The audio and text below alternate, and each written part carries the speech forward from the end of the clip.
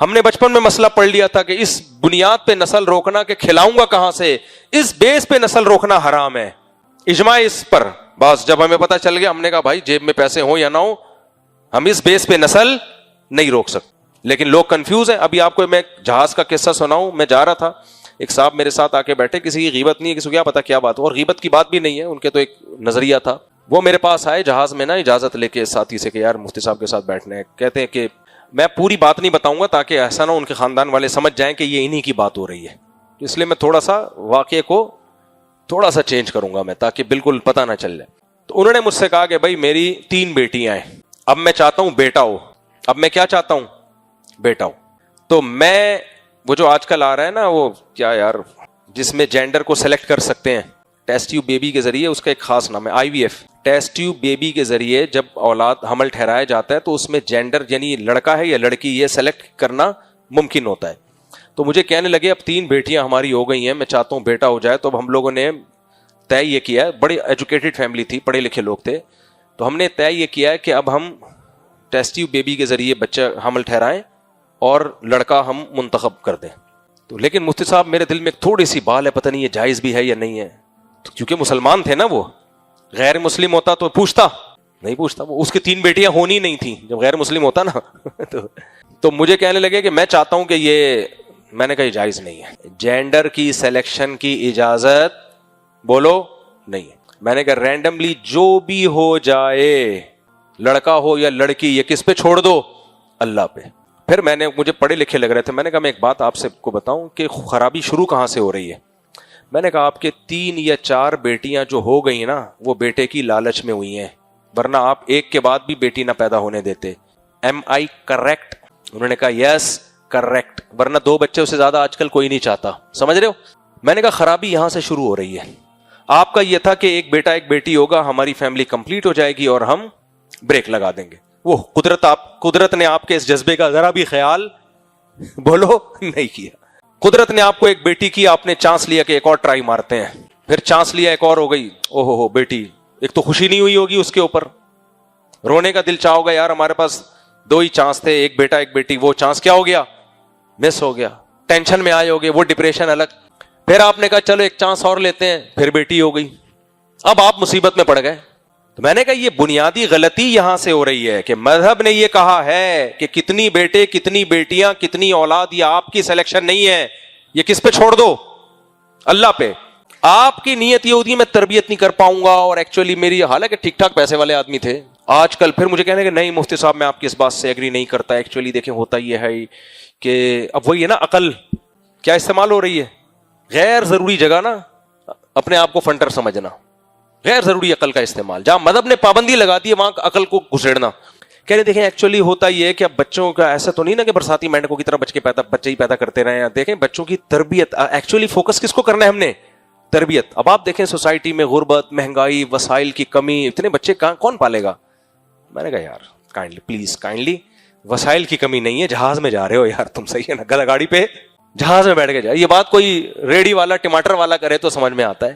پھر میں نے ان کو رپورٹیں پیش کی باہر کے ماہرین کی کہ وسائل دنیا میں آبادی کے ریشو کے لحاظ سے کم نہیں ہو رہے بلکہ بڑھ رہے ہیں. پورا تمیز سے ان کو ایکسپلین کیا، پوری بحث کی، سمجھایا کہ وسائل کی کمی جب مسئلہ بنتی ہے، وسائل کی کمی کا مسئلہ جب ہوتا ہے جب انسان پیدا ہوتا اور 2 ہاتھ اور 2 پاؤں کے بغیر پیدا ہوتا. میں نے کہا بھائی جتنے بچے پیدا ہوتے ہیں 2 ہاتھ، آپ بھی تو کسی کے بچے ہو نا، کیا باپ پہ بوجھ بنے ہوئے ہو؟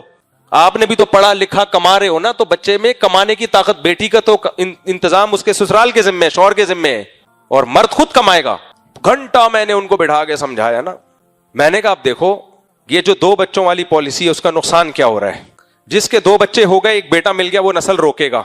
جس کے نہیں ہوئے وہ بیٹے کی لالچ میں نسل بڑھائے گا. ایسا ہوگا کہ نہیں ہوگا؟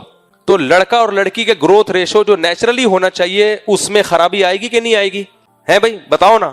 انہوں نے کہا یقیناً آئے گی. میں نے کہا اس سے تو اگلی نسل تباہ ہو گئی کہ نہیں ہو گئی؟ بچیوں کے تو مسائل کھڑے ہو جائیں گے. پھر وہ کہتے ہیں چائنا میں اور ہندوستان میں بھی تو 2 بچے. میں نے کہا وہاں ایک ظلم ہو رہا ہے. جب ایک جھوٹ بولا جاتا ہے نا اس کو چھپانے کے لیے 100 جھوٹ اور بولنے پڑتے ہیں.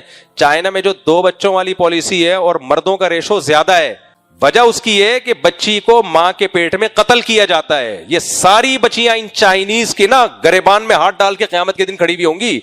یہ جو وَإِذَا الْمَوْءُودَةُ سُئِلَتْ بِأَيِّ ذَنبٍ قُتِلَتْ، قرآن کہتا ہے جس دن زندہ دفن کی ہوئی بچی سے پوچھا جائے گا بتا تجھے کس جرم میں قتل کیا گیا. اس آیت کی تفسیر میں علماء نے لکھا ہے کہ وہ بچیاں بھی داخل ہیں جن کو ماں کے پیٹ میں گرایا گیا ہے، کیونکہ حمل جب پورا مکمل ہو جاتا ہے اور پتہ چل جاتا ہے کہ لڑکا ہے یا لڑکی، اس کے بعد یہ گرانے کا عمل ہوتا ہے. اس بچے میں جان پڑ چکی ہوتی ہے، قتل کیا جاتا ہے باقاعدہ. میرے پاس تو ماؤں کے فون آئے ہیں کہ ہم ہاسپٹل گئے، پتہ چلا بچی ہے، تو ہم نے کہا گرا دو. کہہ رہے جب گرایا گیا نا اس بچی کی جان نکلی ہے پیٹ میں، تڑپی ہے وہ تو ماں میں اللہ کا خوف تھا، ڈر گئی کہ میں نے کیا کیا ہے، مار دیا بچی کو. کہہ رہی مجھے رو رہی ہوں میں نے کیا کیا، اپنی بچی کو ہلاک کیا.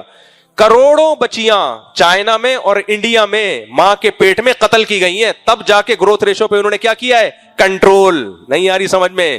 زمانے جاہلیت میں جن باپوں نے اپنی بیٹیوں کو زندہ دفن کر دیا تھا ان پہ کوئی کیس ہوا دنیا میں؟ کیوں نہیں ہوا؟ کیس کرنے والا باپ ہی ہوتا ہے نا. جب باپ ہی مار رہا ہے تو کون کیس کرے گا؟ تو ایسے ہی میرے بھائی یہ تو بچیاں دنیا میں آئی نہیں کہ اپنے باپ ماں اور باپ کے خلاف کیس کرتی. دنیا میں کوئی قانون نہیں ہے ان کی سنوائی کرنے والا. تو آپ کا کیا خیال ہے اللہ چھوڑ دے گا ہے اس بیس پہ کہ تمہاری اولاد تھی جو مرضی کرو؟ اللہ نے چھوڑنا ہوتا تو مشرکین کو کیوں اللہ کہے گا میں پکڑوں گا کہ کیوں تمہاری اولاد تھی تم نے مار کیسے دیا ان کو؟ تو میں نے کہا اس لیے میرے بھائی میں نے پھر اپنی مثال دی. میں نے کہا میرے 19 ہیں اس وقت کی، اب تک کی رپورٹ جو کسی بھی وقت چینج ہو سکتی ہے، 19 ہے.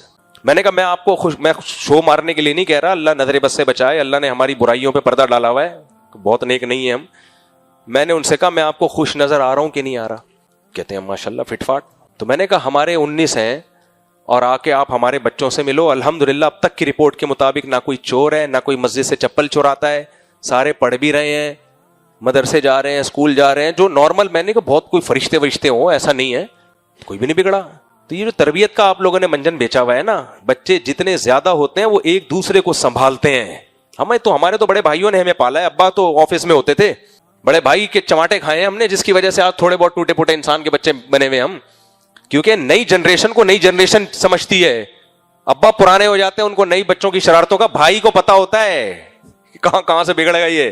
پھر بیٹیاں ہیں ان کے بھائی نہیں ہیں، وہ بیٹیاں سسرال میں ظلم ہوتا ہے. ایسے کئی کیسز آ رہے ہیں، خاتون آئی میرا سسرال ظلم کر رہے ہیں. تمہارے بھائی چاچے کہیں ہے ہی نہیں، دادا کی ایک آدھ تھا تو ایک پھپھو ہیں لانڈی میں رہتی ہیں، وہ پھپھو کیا کرے گی اکیلی؟ اس کی بڑا خاندان ہوتا ہے، اس بچی پہ کوئی ظلم تو کر کے دکھائے. پیچھے 8-10 بھائی کھڑے ہوئے ہوتے ہیں، چاچے مامے کھڑے ہوئے ہوتے ہیں. تو میں نے ان بیچاروں پہ پوری اپنی صلاحیت خرچ کر لی، مگر بندہ ہل کے نہیں دیا. تو کیوں نہیں ہلا بھائی؟ اس لیے نہیں کہ عقل سے سمجھانا بہت مشکل ہوتا ہے. اس میں یہ ہوتا ہے کہ اللہ کے سامنے ہتھیار ڈال دو. عقل کے ہتھیار اللہ کے ہم نے ڈال دیے تھے، ہم نے کہا یار ایسی کی تیسی، یار باڑ میں جائے. جب اللہ نے کہہ دیا کہہ دیا. اب کوئی آزمائش بھی اگر آ گئی اولاد کی وجہ سے، اللہ نہ کرے، تو ہم کہیں گے اللہ نے، ہم نے تو آپ کا حکم سمجھ کے کیا تھا. اب آزمائش ہے تو اللہ صبر کی بھی توفیق دے گا. بعض دفعہ آدمی کام اچھا کرنے چلتا ہے، آزمائش آ جاتی ہے تو کیا کرتا ہے وہ، بھائی ہم نے تو کام ٹھیک کیا تھا، ہم نے کام، آپ نے صحیح ڈاکٹر سے علاج کیا، دوا بھی ٹھیک، وہ ری ایکشن کر گئی تو آپ کو ندامت نہیں ہوتی. آپ کو یار میرے بس میں تو یہی تھا کہ ڈاکٹر بھی پیٹ ہی کا ہے، دوا بھی اس نے بالکل یوٹیوب پہ بھی سرچ کر لی، ہر ڈاکٹر پھر بھی کھا کے اگر ری ایکشن ہو گیا تو اب وہ تو اللہ کے ہاتھ میں ہے نا. لیکن کھا ہی زہر رہے ہو، چل ہی غلط ٹریک پہ رہے ہو، تو ڈپریشن کے علاوہ کچھ بھی نہیں ہے. تو میں نے کہا بھائی یہ جینڈر کی سلیکشن کی اگر اجازت دے دی جائے نا تو گروتھ ریشو کی ایسی کی تیسی ہو جائے گی. پھر آپ آج ایک لڑکا کل کہے گا، تو ایک بندہ کہے گا مجھے تو 6 لڑکے چاہیے، لڑکے ہی لڑکے. وہی حشر ہوگا جو چائنا اور انڈیا میں، لڑکے زیادہ عورتیں کم. تو چائنا میں تو سنا ہے عورت کے لیے جنگیں شروع ہونے والی ہیں، لیکن پھر ہوتا کیا ہے جب عورتیں نہیں ملتی تو پھر وہ اسی طرف جاتے ہیں، وہ پھر غلط ٹریک پہ طرف جائیں گے، پھر اس کی عادت ہو جائے گی ان کو. تو اللہ نے ہمارے لیے اتنا آسان رکھ دیا. اللہ نے بولا بھائی تو 1 روپیہ بھی جیب میں نہیں ہے، نسل روکنے کی اجازت نہیں ہے. نحن نرزقکم وإیاہم، ہم تمہیں بھی روزی دیں گے اور ان کو بھی. انہوں نے مجھے کہا کہ عقل بھی تو ہمیں استعمال کرنی چاہیے. میں نے کہا عقل استعمال کرنی چاہیے لیکن خدا کے خلاف نہیں استعمال کرنی چاہیے. عقل یہی کہتی ہے کہ خدا کی عقل ہماری عقلوں سے بڑی ہے. اور میں نے کہا عقل اگر صحیح استعمال کرو گے نا تو بچہ پیدا ہوتا ہی ماں کی چھاتیوں میں دودھ آنا اس کی علامت ہے کہ اللہ اس کو پیدا کرنے میں غافل نہیں ہے. ایک سسٹم اللہ نے بنایا ہوا ہے، پیدا ہوگا تو دودھ آئے گا، پیدا ہوئے بغیر نہیں آئے گا.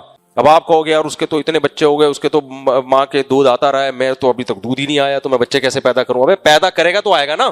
تو بچہ پیدا ہوگا تو تمہیں اللہ گنجائش دے گا مالی تاکہ اس کے خرچے اٹھاؤ, نہیں ہوگا تو ایسے ہی گھومتے رہو. جیسے میں نے دیکھا ہمارے کلاس فیلو جو کما رہے تھے کہ پیسے ہی نہیں ہے, اب تک پیسے ہی نہیں ہے, لوگوں کی شادیاں بھی ہو گئی, بچے بھی ہو گئے, بچے بڑے بھی ہو گئے, ان کے بچوں کے بچے ہو گئے, کھاتے پیتے چلے گئے دنیا سے, ان کے پاس اب تک کی رپورٹ کے مطابق پیسے ہی نہیں آئے.